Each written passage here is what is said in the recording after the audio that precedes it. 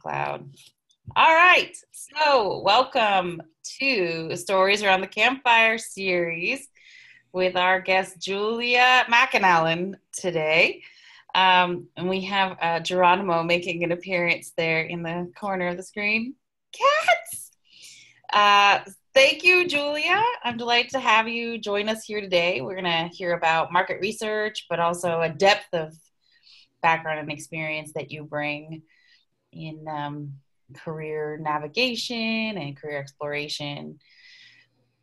Just to start us off, remember that this series is about the ways that linguists are finding professional application of our skills and training to address the challenges of our world. And I think Julia is going to be able to give us kind of a breadth, but especially be able to talk to us about being in, talking to us at a time when she's kind of newly in a new role.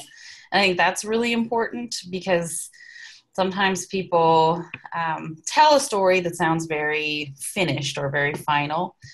And there's a way that the storying of experience that sounds very perfected and inevitable can kind of send the message to someone who's just beginning or just starting, you know, that there wasn't ambiguity, that there wasn't confusion. And I think career navigation is wonderful, but it can also be very disorienting because you are exploring. It is disorienting to be exploring in transition.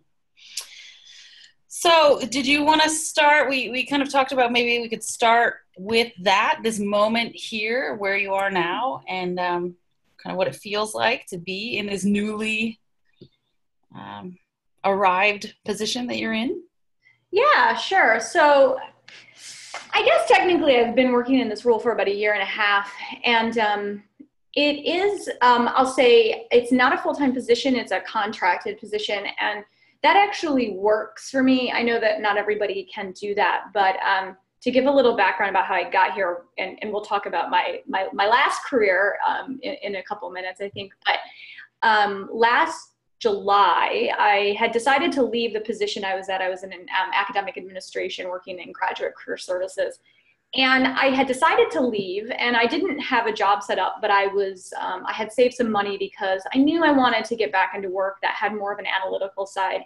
I wasn't quite sure what I wanted that to be. I had a lot of ideas because I was working in career services, but I found a posting for this company, Trito, which I currently work for, and they were looking for linguists to work as analysts, and it's in healthcare and pharmaceuticals is the area. And I know that you had another speaker, Catherine Tickner, who talked in depth about that and has a wealth of experience. And so I'm relatively new to the field, but the company that I work for, the company has its own platform that does collect social media conversations across the open internet. So things like Facebook and Reddit and Tumblr and Twitter and all of these things, and collects conversations that are relevant to healthcare, diseases, treatments, and things like that. And they hire linguists because we are so awesome, and because the team there recognizes that linguists can analyze text in a way to provide insights, and insights is a word that's used a lot in the industry, like insights, especially actionable insights, for clients who want to know things about patients or physicians. So, you know, what are people saying about a new treatment? How do people conceptualize a disease state like cancer or multiple sclerosis, or skin diseases like eczema and psoriasis, which is also an autoimmune disease, and things like that. And so companies want to know more about what people are saying, what the chatter on the internet is. And so we collect, the company collects all these conversations. They have an NLP team in Israel, and they collect all these conversations. And then we in the US will work on these projects to analyze it. So for me, it's very comfortable because most of the work I did when I was in graduate school was with text. So I didn't work very much with like interviewing, real life humans and their language. I did historical linguistics mainly. And so I actually really enjoy working with text and being able to, pull out, again, insights or conclusions about how to make, how to think about or analyze those situations. And sometimes, I bring sort of linguistics tools to the table, but sometimes it's really more, just numbers and qualitative and quantitative, a mixture of qualitative and quantitative data analysis that doesn't maybe so strongly require linguistics, but I think being a linguist helps, I should say, because we're naturally attuned to that. What are you going to ask, Anna? Well, I wonder if you're able to share an example, maybe it would help us kind of understand what that looks like, that an insight, an actionable insight, as you say, might be informed by linguistics, or it might just be something that is, it's something that you notice, but maybe it's because you're a linguist, you're able to sort of describe it or convey it or communicate it. I don't know if it's proprietary kind of findings. Yeah, I mean, I certainly I can't talk about specifics of like companies and treatments and stuff like that. But one thing that I was kind of looking at recently, I'm going to start doing, I think, some more blogging and writing, because that's something that I'm trying to kind of build out more too, is related to the language that people used to talk about side effects. So I was working last year on a fairly rare cancer, and some of the treatments for this cancer have pretty severe side effects. And so people in forums, whether they be specific forums for the disease, for the cancer, or whether they be just on Facebook groups and things like that, talk a lot about the side effects they're experiencing. And those side effect conversations, automatically, if you use like natural language processing, nothing against it, but if you use a sentiment analysis, whether it's positive, neutral, or negative, you lump pretty much all the side effects conversations into negative, unless it says no side effects, right?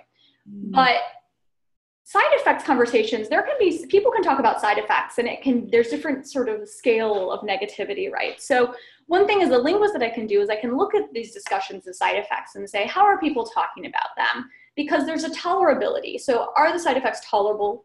Does the patient have side effects, but they're willing to deal with it because the drug is effective, or because they hope the drug will be effective? Or are the side effects intolerable? So something really simple is just, for when they're tolerable, like minimizers, like I only have fatigue as a side effect, for example.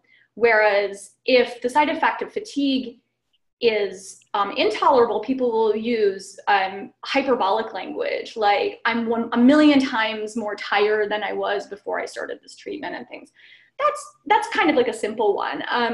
Another thing that is interesting is like the discussions of managing side effects. So something that a linguist can bring is to say, this idea of control and agency in language. So if you kind of feel like your side effects are tolerable, you might be more likely to say, I'm managing my side effects by doing this, like by going to bed right after I take the treatment because it makes me tired. Whereas if they're unmanageable, you might feel like the side effects are in control of your life. So they are kind of the actor and you are the patient, where the side effects are taking over my life. The fatigue is killing me, right? It's like, it's personified as killing me. And then there's also metaphor. So of course I could keep going, but I think that you get the point there, right? That these, we're looking at this language and then we kind of piece that apart. And maybe we don't say all of this to a client who don't have linguistics training, but we can tell them that not all side effects language is the same. Just because, the sentiment analysis says it's negative, it doesn't mean that these people are going to discontinue the treatment.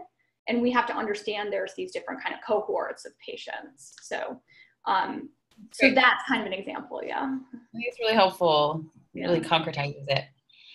Thanks. I cut you off. Do you remember where you were? You were, well, I think I was just going to say, what I'll do is I'll go back and sort of like more general, like, so yeah, I've been working in this area for about a year and a half, and the work is a specific subset of market research or market analysis. I don't go out and there are companies that do interviews with patients and doctors and do kind of more like something that's more like field research and linguistics. And what we do again is it's really passive. We're monitoring what people are saying online. And so it's really textual analysis. And what it's called, what we do is typically social media listening or social listening. Mm-hmm. And so I think that's helpful, I would say. So I think that it's actually like a low-hanging fruit for people who are interested in entering this area is to look for work that's, sometimes it's called data analysis, data analyst, distinct from data scientist, which you had Nick talk about before. Right. Data scientists are typically much more quantitative and have a lot of quantitative skill sets. Not to say that linguists couldn't do that, but it's a different category. And data analysts, often they do quantitative work, but it's typically not at the same level. And there's also qualitative data analysis. But social media listening and social listening is an area that a lot of companies are using. So I happen to work in health and pharmaceuticals right now, but companies all across spectrum are using this. A lot of like consumer products, they want to know what people are saying online. A lot of it is kind of damage control. So they want to make sure things, I saw sort of a case study on Chipotle that there was some kind of negative press they got earlier in the year. I didn't catch that, but I read the blog. And so they want to they want to figure out what people are saying, what people are focusing in on, the volume of conversations. Apparently Chipotle used to be really cool. And now it's like not as cool. I don't know. Mighty have fallen. Anyway, based on volume of internet like Twitter activity or something, right? So this is like one area, so this is just one area, but really a lot of industries, you'll be surprised, pretty much anything you say online, if it's about a product, that it's going to be, it's subject to being, I don't know, not to scare people again who are actually using social media. Well, I think that's why a lot of Facebook groups are moving towards private because those are less accessible in any case. But yeah. So maybe, do you want to tell us what drew you to this work, or what brought you to this work? Where you were before? What made you make the decision to kind of leap over? Yeah, so I think I started to say that I worked for 3 years for Michigan State University, and I was working in graduate career development. I started out as a career consultant and then moved into a position as a director of PhD career services there. Although it's kind of funny, I like to say I was like a director of no one. I actually didn't have anyone reporting to me, but I still have the title of director. Anyway, so I had one of those ones. And that is a lesson in how meaningless titles are. But in any case, so I was in that job for several years, and there were really good things about that job. So actually it might help if I go back and explain that a little bit, and then I can talk about why I moved into what I'm doing now. So at Michigan State, I was working really with graduate students, mostly PhD students across disciplines. As I was telling you before, really the need at MSU was more in engineering and sciences. So a lot of those students were my main, that was kind of my main group that I worked with. And it was interesting. I did one-on-one advising. I gave a lot of presentations on resume writing, on interviewing, on job search, on all that kind of stuff. Attended conferences. I was trying to do employer development as well. I was in mid-Michigan, so it's not like a great for industry, but I was trying to build connections so that employers were coming to campus and recruiting not just undergrads and MBAs, but they were also looking at PhDs as a viable option for a lot of jobs. So I was kind of at this nexus of all these different areas, which was really interesting because I came from a very niche. I have a background actually, not just in linguistics, but in Slavic linguistics. So I was in a really tiny department, like a subfield of a subfield. And so it was really interesting to then go into another position at Michigan State and be at this kind of nexus of all of these different, disciplines and all the way from deans to, master's and PhD students to postdocs and all of these people. and then the last part of what I did was like event planning. We tried to do a couple of conferences every year that brought students together either with employers or just to network with themselves, because PhD students are notoriously bad at networking, or just not taught to. I think nothing against them. I think it's not really And actually, so it was that event planning part that was what I liked the least. I really enjoyed working with students. I really enjoyed the one-on-one advising. I don't even mind giving presentations and stuff, but I found event planning to be a bit draining. It almost took me a whole month after big events to kind of completely get back up to speed and fully working. And I know you give a lot of presentations as well.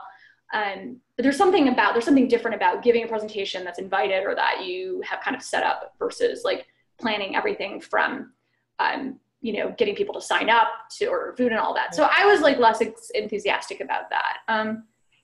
I did, going back to kind of the linguistics side of what I did at Michigan State, there was nothing really written into my job description that had anything to do with linguistics. But as I was telling you before, it was in many ways kind of woven into things I did every day. Everything about the idea of career transition, because most of the PhDs I worked with were looking at transitioning from academia to industry or government or nonprofits or foundations or what have you. And a lot of the issues they had were not skills, were not the ability to speak in front of people. It didn't have anything to do with like self-presentation. It was about language. It was difficult for them to translate what they knew and how they knew it to an audience that wasn't familiar with academies, right? So, we kind of joke about MBA and industry jargon, but, in academia, our jargon is pretty jargony. So, I mean, just even, yeah. So sometimes I think it's just as simple as on a resume, instead of saying teaching, saying training, or, when you talk about, being able to talk about your communication skills and be really concrete about what that means, because, you're not just, what it means to teach or give a professional presentation at a conference and things like that, it's similar to giving client presentations. And so many people have problems with public speaking that, the fact that even like a really introverted, chemical engineer can go and talk to a room of 100 people, that is a big deal for somebody who has technical expertise. And wouldn't necessarily come across if that person were saying, I've been a PhD student, there's a lot that would be obvious to us that isn't necessarily going to jump off the page. Exactly. Like, I think that's the big thing is, and I think that also PhDs can also tend to be a little bit beaten down into, and it depends on the advisors and the program and stuff, but to downplay their accomplishments, not to be too boastful. And then there's also the hedging. And I think this came up in one of the other conversations you had, whether it was with Abby but that we have a real problem, and this is very clear now that I'm working more in industry, in the private sector and not in academia anymore, is that hedging is a real problem. Like, we're taught in research that you can't say something is true. I mean, it's very rare that you can be 100% confident in a conclusion, especially when you're doing qualitative research, right? I mean, numbers, you can always say this percentage said this and this percentage said that. And so that's fairly safe. Although there's often hedging that you can do that too, but it's really hard to not use like the modals, the should indicate or this might indicate, and instead saying, this indicates, because the clients typically have very little time. And so the hedging is something too that's not so much about a PhD translating her skills, but it's more about kind of even just rhetorical practices, like understanding that the style of speaking, the genre even is different, that they understand that you're not 100% sure with what you're saying, but that they trust you as an expert who's done the analysis, and they want to know what's the most probable likely conclusion. And in that case, that's kind of what they want you to say. And that's really hard to untrain yourself from, I think. And that's not just linguists, but that's like every PhD. Right. But a linguist could cue into it and help someone understand what it's doing, what it could mean, what it can be misinterpreted to mean. Yeah. and how it interferes with understanding. Yeah. And then the one, so I kind of, so the job I did at MSU was really cool. It was really fun. I learned a lot about careers, and I'm kind of a dork and I like applying for jobs. Sometimes I have to hold myself back and not apply for jobs. Like, I know, because I don't really want them. Tell But us I'm how like, you oh, I channel want to write a cover letter. And like, so I'm like, kind of like, channel that. We need that. or a resume anyway. Yeah. But I think linguists are really uniquely situated to be really good resume writers, because it's like just about manipulating language and figuring out like, what does this person want to hear? How can I best speak to these needs? As long as they come at it with the right perspective, like as it being they're molding their, their story to what the employer needs versus, here's my CV. These are the 12 papers and conference presentations that I think I've done, which doesn't mean much to many employers. Some, yeah, but at the end of the day, as much as I liked a lot of aspects of the work I did, I missed being able to spend long hours like in doing just analysis.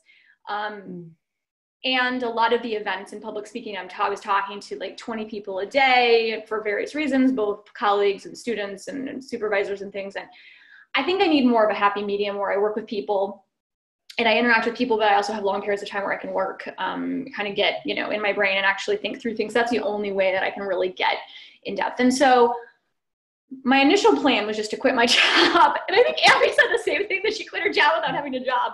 But the funny thing about me is that I am like, I don't know. Like I said, I like to apply for jobs. So I randomly was applying for this job at Trito because it looked like, oh, I could do analysis. And I wasn't actually so drawn to the healthcare side of it, although that has proved to be incredibly interesting. I think it's because of the clinical side was never appealing to me of healthcare. But it's very, very interesting to work on kind of and look at from the outside. But I want to wanted ask to do something why, but finish your thought. Oh, no. I'll ask why, but finish your thought. Okay. Yeah, sort of my psychology or something, but no, so I applied for this job and like went through a series of interviews and stuff. This is the only thing I applied for as I was planning to quit my job at Michigan State. And it's funny because basically I ended up getting hired and started my first project the same day that was my last day of work at Michigan State. So I did not go a single day unemployed, and I didn't mean to. I don't know. So it's fine because it's not a really full time. It's like I ended up working like 3/4 time, which is good, and it gives me a lot of flexibility, totally online. And I was able to travel a lot last fall. I was just kind of traveling in South America for a few months and doing some other things. And I moved across country, so now I live in Seattle. I was at Michigan State, obviously in Michigan before it now, and have since moved. So it's given me a lot of flexibility to make some changes in my life that I wanted to, which is great. I thought that I had to be unemployed to do a lot of that stuff, but it turns out I can, I was able to do this gig, which has turned out to be super interesting. So yeah. But what were you going to ask? Sorry. Well, so why has it proved super interesting? Yeah. Is it and I asked Catherine this question too, and I'll ask you as well. This is one of the themes of this, do you understand this work as sort of contributing to some, larger, how do you understand the impact of your work? And, what is it that I think the seeds of that end up being in what compels you? Is it the ways that, as you were saying,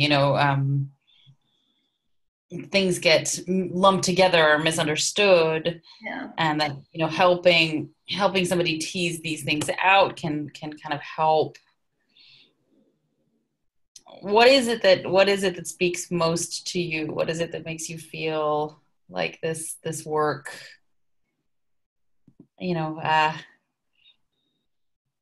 solves the problems that you want to be solving with your skills? Yeah, I guess I'll say there's kind of two answers. I mean, one is, I guess I'll just start with it. One is more, it's maybe sounds kind of more, it's more selfish. It's like what I want. I love to learn. I love to be learning new things. Mm-hmm. And this was new in a couple of ways for me. It was a new subject matter. I'd never worked on healthcare discourse or communication. I had done research in social media before, although it was in Slavic languages, not in English. But and so it's learning a new domain. It's also my first kind of real substantial job that was in the private sector. So it's interesting to learn about that, and specifically like what is marketing research and the type of work they do and the different types of work in the field. And I'm still learning every day. There's things that sometimes I'll read and I'm like, gosh, it seems like I probably should have known that. And given that I've been doing this for a year and a half and I don't, but I'm, you keep learning, and that to me is really enough sometimes is to kind of keep going. But of course you're right that if it doesn't feel like, if I were just doing this because it was interesting, but I was kind of in an echo chamber, I didn't have anybody else I was working with, I probably wouldn't make it very far.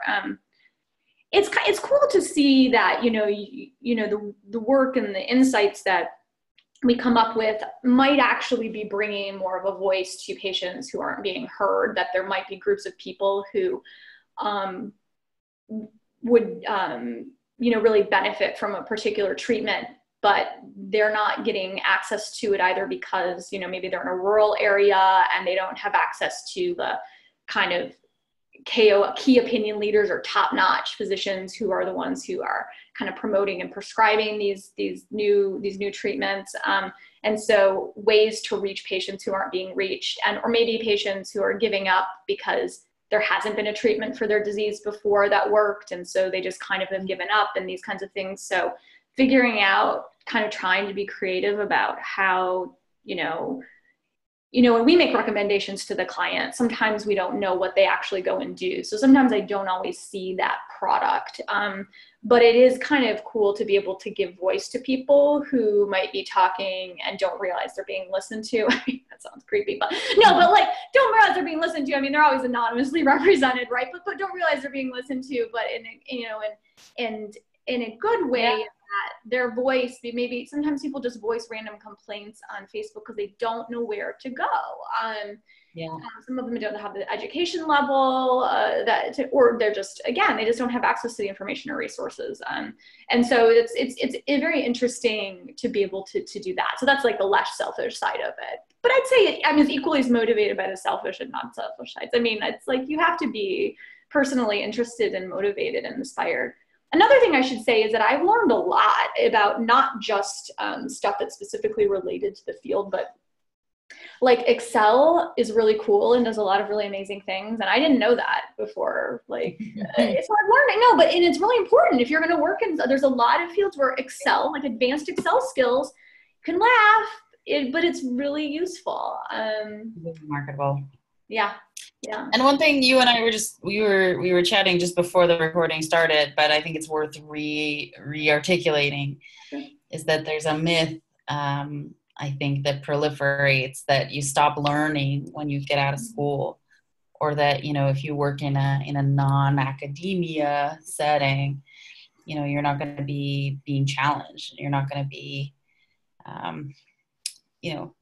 given analyses that are technically invigorating. And I found that to be the exact opposite. And I think that's true for you too. Like there's something about this analysis that really it's fresh for you. It's, it's technical. It's allowing you to find expression of skills that you seem to really enjoy using. Yeah. I do. Yeah, I think that's definitely true. And I mean, I've had this conversation with other people before, the idea of the university as the gatekeeper of like scholarly endeavors. And I certainly think, I love working for university in the past, and being a graduate student, if I could just be a student for my whole life, that probably would be like my first choice, but at some point we have to pay money to pay the bills. Not so good at the whole 401k. I have to pay for Geronimo's cat food. Yeah, it's important. But I do think that there's a point where the university kind of creates that that discourse where it is where like knowledge is created and new innovation and things are coming. And I think that that's changed a bit because a lot of, tech companies now are doing really innovative things that either in collaboration with universities or independently. So I think that some of that's changing, but the point being, I mean, going back to the original point, that it's important, I think, to understand that, yeah, just because you step outside of the university or an academic setting, whether it be, in graduate school or in, on that pursuit, if you're in a professor or visiting or an adjunct position or something, and feeling like if you step away, that you're losing that connection to scholarly knowledge and the work that can be really meaningful and in depth. And I don't think that that's true. Now, to be fair, I can't do exactly the type of work that I was doing in graduate school or in my postdoc at in industry. If I wanted to continue that research, I could try to do it on the side. But that said, there's a lot of really interesting things that are going on in the private sector and industry that universities don't really have their hand on as much. And I think that Nick brought this up, if I remember, in the conversation you had with him, that there's work that's going on in industry that is really cool and innovative. And some people have PhDs and some don't. And some, I think linguists are starting to get involved in some of the more technical work as well. But I think there's a lot of stuff going on in these, in this space, and it would be really cool to see more bridges. And I think that's the point Nick was making. It'd be cool to see more collaboration and bridges in these areas. There are some, tend to be more in engineering and less in humanities and social sciences. I'd like to see them too. Yeah, I know you would. I'm finding, we're finding opportunities to build bridges, right? Yeah. One of the things that we're doing in these conversations, hopefully. Yeah. So I want to hear if folks who are joining, I want you to know that we would love to hear your questions. I don't want to put anyone on the spot, but if you have a question, take yourself off mute, chime on in. I'll start with a question that's been kind of on my mind, which is, having worked in career services, does that change your own perception of your own career in any way? Yeah, yes, inevitably, I think so. I'm pausing for a minute because I'm trying to think if, like, any job we have, anytime we spend time doing work, that's going to change our trajectory and change how we think about things. I'm kind of trying to think right now about what was it uniquely, maybe, is there anything unique about having worked in career services that informs the way I act? And I'll tell you that came up today. I gave a workshop today, and sometimes I forget when I'm giving workshops about, career exploration, I forget it's something that has become very normal to me. The idea that, the first job that you get out of school is not going to be it's not going to be the end all and the be all and the forever job. I forget that people have that way of thinking. Mm-hmm. The work that I did with career advising and the thinking that I do about careers, it's become invisible to me that even would be, but I do remember having that myself. But I think the more exposure I have to thinking about career, the more I realize the first job is just a job. I'm even calling it the first job, right? Like, so I've already made a presupposition that it's not going to be the job. And I'm glad you said that. Yeah, and that is a big one. I think and it has to do with what we started talking about before, that when I started thinking about how important language is in the work of career development, despite the fact that, maybe people don't necessarily see that, but that's kind of a lot of what's going on. And this idea, I think that because of the linearity of the academic career path model, that on one hand, there's only kind of one thing you can do after another. You finish your PhD, you go to a postdoc, depending on the field, or you get, if you're really lucky, you get a faculty assistant professor faculty position, or you get a visiting assistant professor position, but it's fairly clear. And then, in the biological sciences, they would go several postdocs, and then maybe if they're lucky, get a faculty position, and then so on. But and so it's very linear, but it's also kind of comforting because it's just one step after another. But it does, I think, restrict your ability to reason in some ways, thinking about that like linear unidirectional path.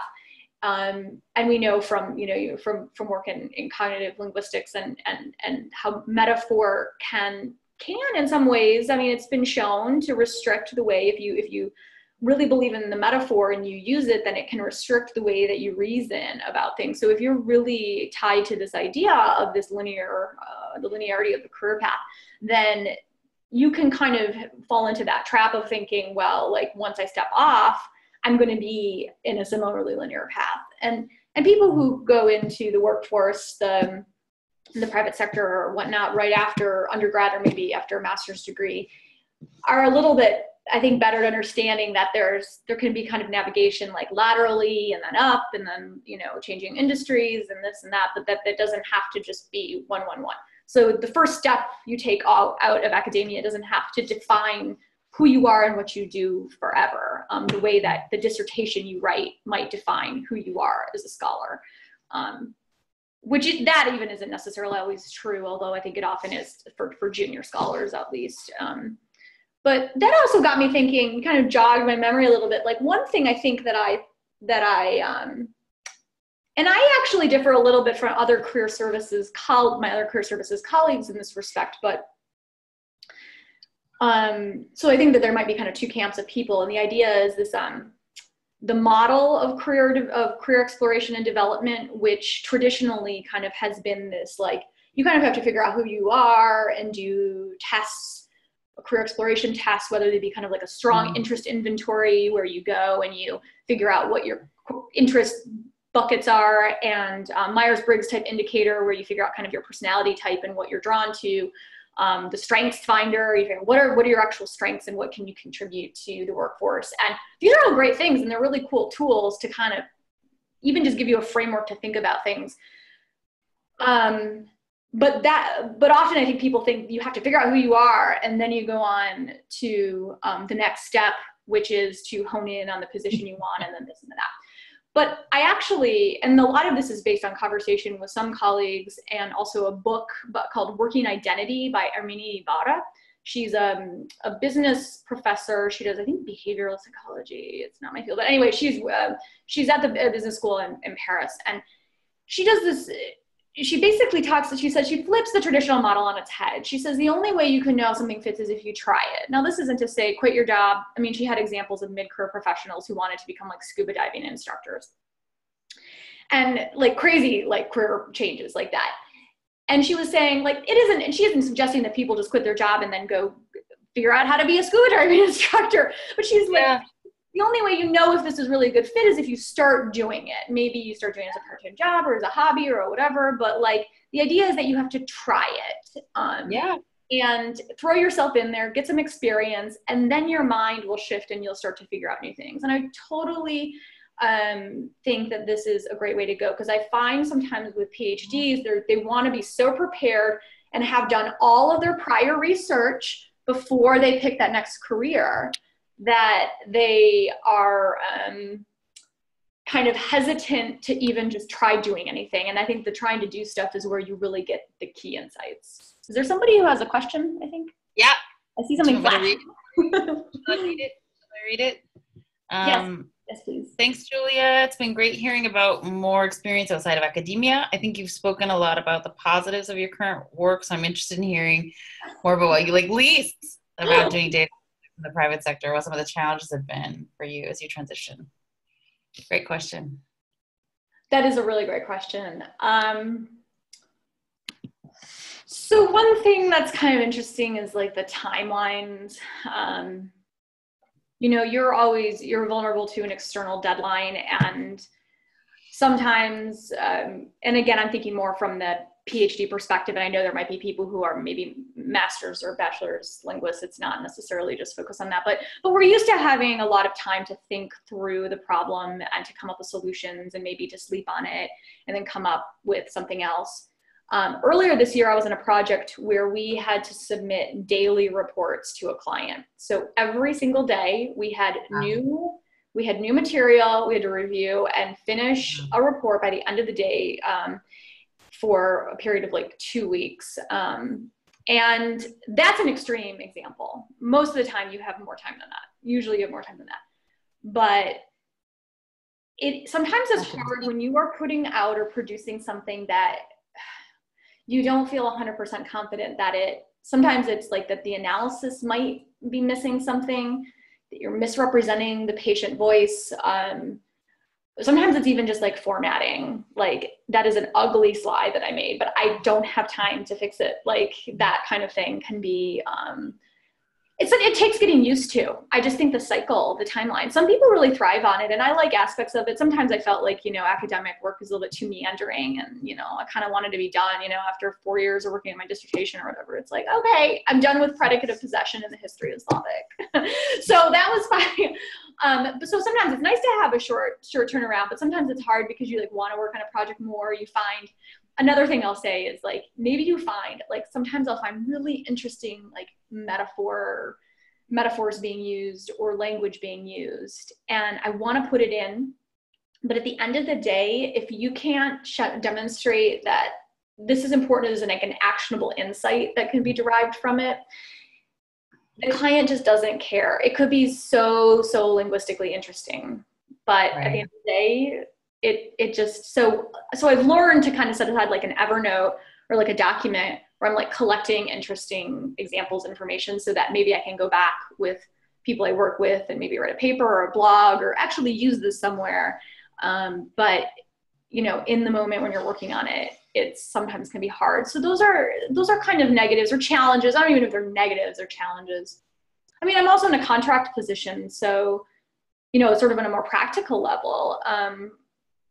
For me, it's okay right now, but there's going to come a point where I'm, going to have to decide whether I can keep doing this. If they can't hire me full time, then I'll have to be looking for another job and then figuring out, so there's a certain vulnerability, which is in academia as well, having fixed term positions. But I think that there's less job security sometimes in industries that are particularly like, there's some industries that fluctuate more than others, but you can't necessarily be like guaranteed, that's true in so many areas though. I mean, but that's a real challenge is, not knowing you're going to have a job from one day to the next. It can be, it's difficult. And it impacts your experience. It impacts your ability to function. Yeah, it can. You have to figure out a way to make it work for you and still be able to do good work, I think. So, and like you say, for some people, the flexibility is so worth it. Yeah. Yeah, for me, the flexibility is worth, I think, some of the instability. And I think I am very sensitive about like financial stability. So that is why I made sure that I have about a year's worth of the savings to cover myself to live for a year, or if I needed to look for another job. Because for me, that was probably the minimum that I would feel okay with, having kind of this volatility in my work. And, but everybody but you have to decide. There are people who can do it. I think there are people who are a little bit maybe more entrepreneurial or less risk averse. I tend to think, I hate to say things are this because it's not this gendered, but I do think that it tends to be women who are more risk averse sometimes than men in terms of financial things. But I mean, I just tend to notice, and maybe it's because my partner is a man who is like he has an entrepreneurial like kind of job. And so I see him and I'm like, it would be really hard. He's always pushing me to try to start businesses and stuff because we have ideas. And I'm like, it sounds like so much work and there's no guarantee. And I mean, but you're very entrepreneurial. No, I don't know. Maybe that's not true at all because you're very entrepreneurial. Do you think that you're? Well, I had a conversation today with, I'm here at the University of the West of England. I was chatting with a colleague here at UWE. Who was saying, she had the benefit of having a little financial buffer. And I think I have found the ability to explore, despite not having a financial buffer. I have found a way to use my time in a given job to explore. Like, there's ways to do it within jobs. True. I'm relentlessly questioning and exploring and trying to push for new opportunities. And I think it's because I didn't have that buffer. I'm not trying to make a virtue out of it. I'm just saying that I agree with this. I want to check out this working identity. I think you don't know until you try something. Yeah. So I've always tried to find ways to do that, even within jobs that I had to have because I needed that. Right. Or I felt like I needed that stability. It's interesting, it's interesting to hear perspective, because I think at the end of the day, you have to kind of, and I fall into this trap, but like not necessarily compare yourself directly to other people, like get inspiration from other people and ideas, but you have to understand what you need, the comfort level that you need for whether it be like finances and work-life balance and like all of these different things. You can't use other people to say like, well, she can do it, so I can do it. You have to say, well, what can I do? What do I need? Because everybody's a little bit different. And so I think that that's a key and that's something that's a hard lesson for me. It has been a hard lesson for me like my whole life in terms of like, I need to figure out my perspective. It's not their perspective, that can be imposed. But it's interesting to hear. I think that it just, what you said kind of like, just like demonstrates that you need to figure out, well, like how risk averse am I? And what am I willing to put up with? And how much, if you can work and be entrepreneurial at the same time, or is it better for you if you can throw it all and just throw yourself 100% into something because you need to be able to be immersed and you know what I mean? Just like to figure out what it is that you need in terms of like, and not necessarily saying, well, just because this person did it, I should be able to do it kind of thing. Right. That this way or whatever, but yeah. Oh, I have a book recommendation I'm going to put in the blog post. Oh, good. I can't remember it right now, but it's a book that I was just recently reading about different kinds of entrepreneurial risk taking. So Julia, how could somebody, if they have follow-up questions, they want to chat with you further, how could somebody find you? What's the best way to reach out? I'm just like many of the others you've spoken to, LinkedIn. I'm typically very responsive there. I think LinkedIn is a really great tool because, and you can post my LinkedIn page, right? Technically I'm on Twitter, although I built my Twitter presence around being a career development professional. And since, I'm involved in that still here in Seattle, but it's on a kind of a volunteer basis and it's not a professional, it's not the core part of my professional identity right now. So I'm less active on Twitter, although I think I get messages in my email. So if that's like your preferred method, then by all means, if you're totally against LinkedIn. But I do think it's probably good to be on LinkedIn because it's where a lot of stuff is happening professionally. And I think some people kind of feel like it's like a little bit kind of like, MBAs, like talking about all the great jobs they have and stuff, but really it's a great research tool because if you're interested in an area of work, you can find people who are in that area and see the experiences they have, or from a linguistics perspective, how the language they use to talk about themselves and the work that they do is like super useful. Also following companies and organizations and seeing kind of what they're talking about, how they're talking about it. It's just a great way, I think, to enter in. So, but definitely you can find me there. And I'm happy to chat with anybody. I love talking to people about all this stuff, other linguists. So. And I'll share a couple, you have articles on career exploration that have been published on the Chronicle. I'll share inside higher ed. Sorry, Inside Higher Ed. There's two higher ed journals, Chronicle and Inside Higher Ed, and I always get them mixed up. I will post the right ones. There'll be the links to your articles. But thank you so much. Thank you. This was really fun. I hope it was helpful. Anyway.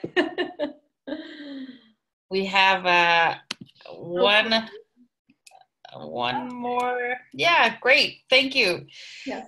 So I want to just say the upcoming campfires, we have Hannah Finney next week talking about her work for Samsung Research, and then Mackenzie Price will be on in 2 weeks' time talking about her work at the Frameworks Institute.